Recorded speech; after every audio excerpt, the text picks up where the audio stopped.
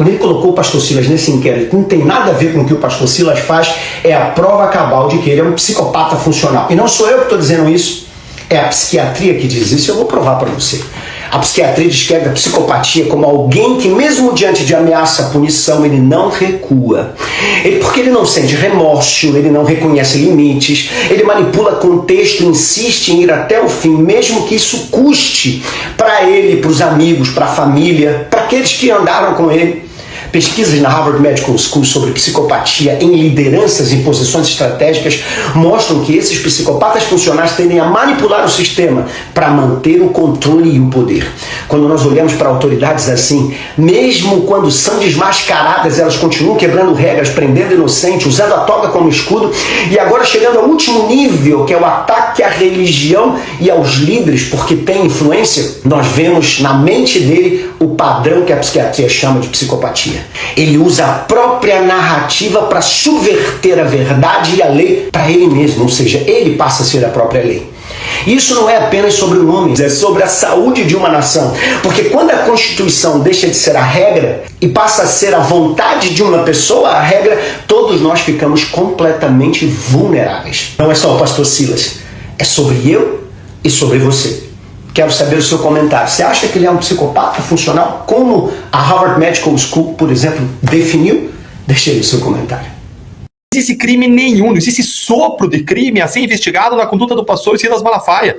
Como ele disse num vídeo recente, ele nem inglês fala. E você não tem nenhuma prova, nenhum indício, nada, nem fumaça que mostre qualquer ligação entre Silas Malafaia e o que está acontecendo no exterior. Ou seja, você tem um absoluto nada. O que você tem é, sim, uma medida absolutamente intimidatória, ditatorial, que viola direitos humanos, que ultrapassa os limites do Estado, que viola a liberdade de expressão, viola liberdades básicas do ser humano, inclusive com a apreensão do passaporte e impedimento dele de viajar ao exterior, o que vai acabar impactando, inclusive, o livre exercício da profissão dele de pastor, porque ele é um dos grandes líderes do Brasil, que se relaciona com líderes espirituais de todo o mundo. Isso vai impactar até mesmo o livre exercício da profissão dele.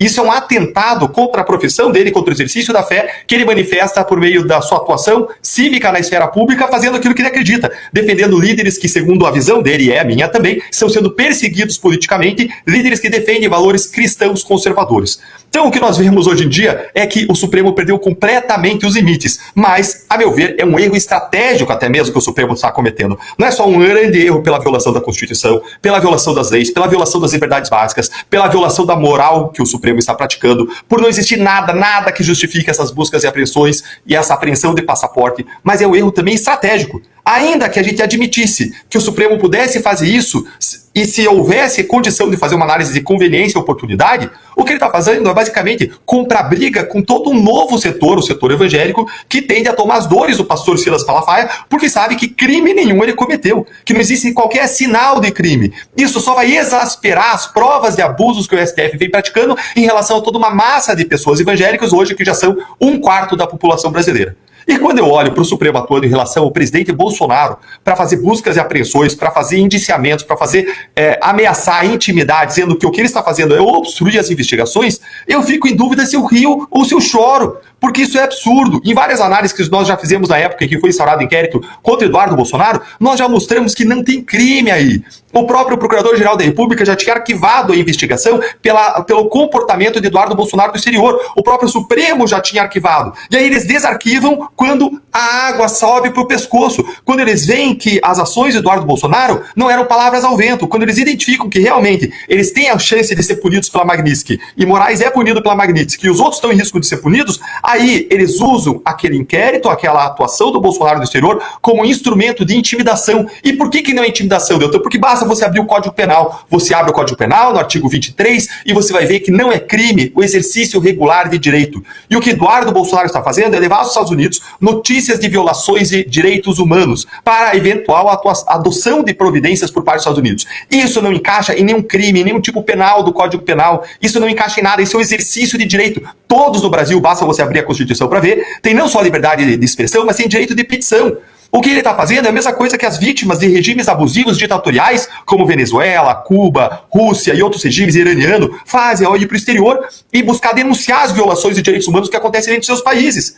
E é natural até que os ditadores reajam perseguindo ainda mais essas pessoas. Agora, isso só exaspera e mostra ainda mais para o mundo inteiro ver, e os Estados Unidos já estão bem conscientes disso, não só na esfera do poder executivo, mas a imprensa americana já tem criticado duramente os abusos aqui do Brasil, e só exaspera para o mundo e torna ainda mais claro o que está acontecendo no Brasil. Olha, se a gente estava falando antes que os ministros aí estão dando 6, 12, estão até passando por cima do Lula na sua trucada, o que a gente vê agora é que eles estão aí querendo uma provocação direta aos americanos, porque lembre que os Estados Unidos estão de acordo com o que Eduardo Bolsonaro está fazendo. Então, numa provocação direta aos americanos, pedindo que os Estados Unidos joguem aqui uma bomba atômica. Não bastasse o que aconteceu ontem, que por conta da atuação do Supremo, a gente teve uma perda de valor de mercado dos bancos de 42 bilhões de reais. Gente, 42 bilhões de reais é todo o prejuízo do Petrolão sobre a Petrobras.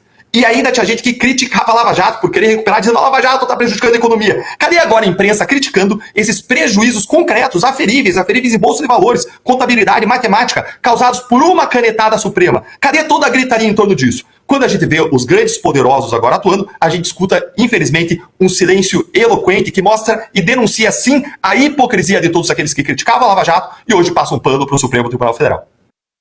Povo abençoado do Brasil, esse vídeo é muito importante, assista até o final e, por favor, repasse. Eu vou fazer aqui revelações, declarações exclusivas e uma mensagem direta para o ministro Alexandre de Moraes. Vamos aos fatos.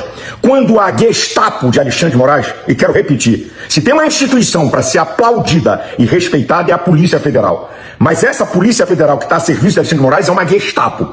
A maldade deles foi a seguinte: quando eles revelaram conversas exclusivas e de intimidade entre eu e Bolsonaro, eu xingando, qual é a intenção? Vamos destruir esse cara no mundo evangélico porque ele é pastor. O tiro saiu pela culatra, porque a maldade deles não perceberam que é a minha maior defesa. Estão investigando num inquérito de obstrução de justiça, organização criminosa, sanções internacionais, como se tivesse um conluio armado entre eu, Paulo Figueiredo, Eduardo Bolsonaro e o próprio Bolsonaro. Então, o próprio áudio com os meus xingamentos é uma prova a meu favor. Porque lá eu estou dizendo o seguinte: se teu filho continuar falando aí, blá blá blá blá blá, tá? É um tremendo de um blá blá blá blá blá, eu vou arrebentar ele. Mandei um áudio para arrebentar ele. Eu recriminando as falas de Eduardo, se vangloriando pelas ações de Donald Trump. Depois, em outro áudio, eu elogio o Eduardo e dou uma pancada em Bolsonaro porque ele defendeu o Tarcísio. E é evidente, é verdade que o Tarcísio trabalhou nos bastidores a favor de Bolsonaro, eu tenho que ser honesto. E mete o pau no Eduardo. Eu falei: você está errado. Teu filho está se gastando, te defendendo. Então, no mesmo momento, eu critico e elogio o Eduardo. Gente, eu sou amigo de Bolsonaro há 20 anos, aproximadamente. Casei ele e Michele. Eu tenho intimidade para criticar, falar e discutir com o Bolsonaro. Agora, eu prefiro me criticarem por palavras não boas que eu usei do que me criticar por falta de caráter, por omissão, por covardia e por injustiça.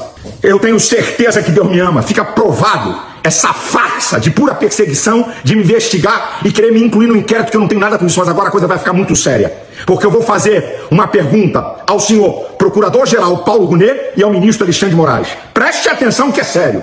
Agora, sexta-feira, dia 23 de agosto, o Procurador-Geral da República, Paulo Gonet, denuncia Tagliaferro, o principal assessor de Alexandre de Moraes no Tribunal Superior Eleitoral. Entre as denúncias está violação do sigilo funcional. Alexandre de Moraes pede a extradição dele do exterior.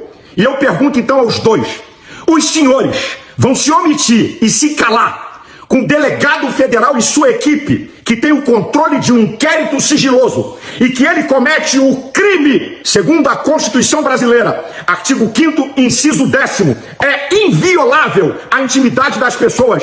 É crime divulgar conversas privadas. Vai ser denunciado ou os senhores vão se calar e cometer injustiça? Eu queria informar a Paulo Gonet e Alexandre de Moraes: se os senhores não fizerem nada, os senhores cometem o crime de prevaricação. Artigo 319 do Código de Processo Penal. Esse delegado cretino inescrupuloso que vazou conversas particulares vai ficar por isso mesmo? O Brasil vai saber da injustiça e da proteção a esses caras? E agora tem coisas exclusivas para vocês que são muito mais graves. Quando eu cheguei de Lisboa, no Aeroporto Internacional do Rio, o delegado me levou para uma sala, um cara simpático e educado, pegou 4 cadernos que eu carrego sempre. 3 deles ele folheou página por página, viu que eram cadernos com assuntos teológicos. Um deles, eu tenho a mania, todos esses vídeos que eu faço eu escrevo e meus discursos, ele falou: ó, esse aqui eu vou ter que segurar, esse aqui eu vou ter que devolver. Ele ligou para o delegado lá em Brasília, o chefe da Gestapo, e o cara mandou recolher todos os cadernos. Aqui deixa de ser apenas uma perseguição política e passa a ser uma perseguição religiosa quando apreende material teológico que é minha ferramenta do meu trabalho religioso. E a coisa vai ficar pior. Ao apreender meu passaporte, todo mundo jurídico sabe que se apreende passaporte por risco eminente de fuga. Eu estava chegando de Portugal, depois de 6 dias de todas as notícias estarem na imprensa. Eu sou algum covarde medroso? Eu sou homem de fugir? Tenho medo de prisão? Agora, minha gente, no final de setembro, eu tenho um compromisso de casar a filha do meu pastor lá em Boston e de estar numa conferência. Ao apreender o meu passaporte, ele impede o meu livre exercício religioso garantido pela Constituição. É perseguição religiosa assim. Ministro Alexandre de Moraes, tenha humildade, devolva meus cadernos teológicos e devolva o meu passaporte. O meu advogado vai entrar com uma petição e quero dizer, os áudios vazados é do celular de Bolsonaro, não é do meu não. O delegado cretino criminoso vai vazar agora as conversas do meu telefone apreendido? Deve ter palavrão. Pancada em Bolsonaro. Conversas com a imprensa, inclusive com a Globo, e conversas abertas. Vai divulgar? Vai cometer o crime de violar a minha intimidade? Que país é esse? Eu mandei 4 vídeos desses aqui públicos, dublado em inglês, para as autoridades americanas. Isso não é brincadeira. Perseguição religiosa na América. Até onde isso vai? Deus tenha misericórdia do Brasil. Abençoe você e sua família. Eu não vou me calar. Deus abençoe a todos.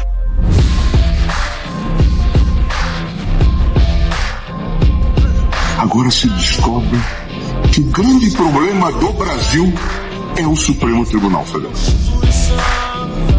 Que a grande ameaça à democracia é o Supremo Tribunal Federal.